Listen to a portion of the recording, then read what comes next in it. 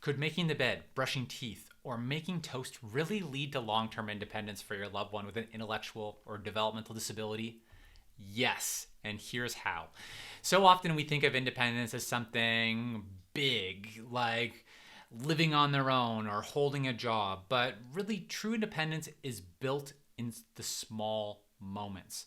One simple skill at a time. If your loved one struggles with daily routines, or if you're not sure where to begin with this and helping your loved one grow their capability and their independence, let me share 3 ways you can start building those daily living skills for more independence with your loved one today. So, the first way is that I really encourage you and invite you to start with what your loved one already enjoys or is showing interest in.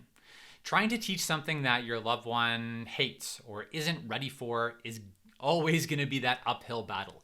Instead, look at what your loved one's already doing, or what your loved one's curious about, or what your loved one's showing a little bit of interest in, and start there. Maybe it's making a simple meal for themselves or their favorite meal.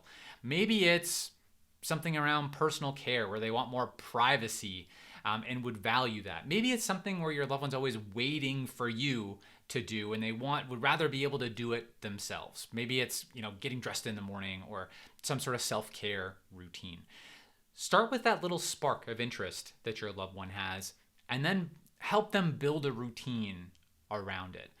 When someone feels capable and more confident, they're engaged and they're more likely to repeat that task. So slowly work on those things that your loved one's showing interested in, help them build more confidence, then they're going to take more responsibility for that task.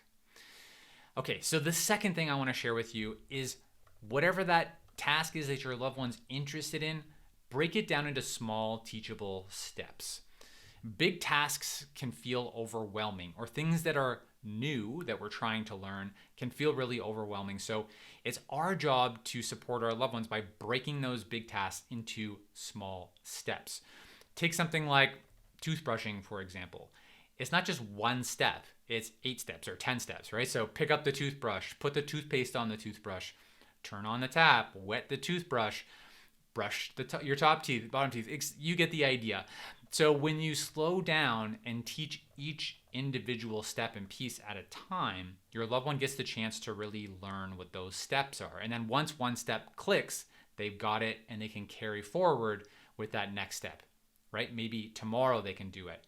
Or maybe moving forward for the rest of their life, they can do that small step. So that's the power of breaking things down to small steps and moving at your loved one's pace. The third thing I want to share with you is to celebrate tiny wins because they add up. The first time your loved one does a step on their own or with maybe a little bit less support, that's a win. We're not saying here that your loved one doesn't need support, but when they're taking the initiative to do a little bit more on their own, we want to celebrate those things. The first time they do it without being asked, that's huge, right? Showing that intrinsic or internal motivation. But we often overlook these small moments because they don't feel like milestones, but recognize that they are. They're proof that something's working. They're building blocks. They're evidence that something is going right in terms of what you're doing and how you're supporting your loved one to grow their capability. And they remind you that your effort is making a difference. When we celebrate that progress, no matter how small, we reinforce it. We stay motivated, our loved one gains more motivation and more confidence to keep going and keep moving forward. And what you can do to celebrate those small steps is you can acknowledge them. I saw you did that. You put the toothpaste on your toothbrush. You did it. And don't just, continuously love on your loved one and say, oh, that's amazing. Instead, ask them how they feel. How does it feel that you did that? And when you do that, it helps your loved one recognize their own capability, which is so important. And then that builds on your loved one's confidence when they have that internal recognition. Cool. So pro tip on coaching your loved one. Go ahead and try that on. So if you want to keep taking these small steps to help your loved one build their capability and more independence, the key is really starting small and having that focus on small steps. Remember, it doesn't have to be perfect. You just have to start.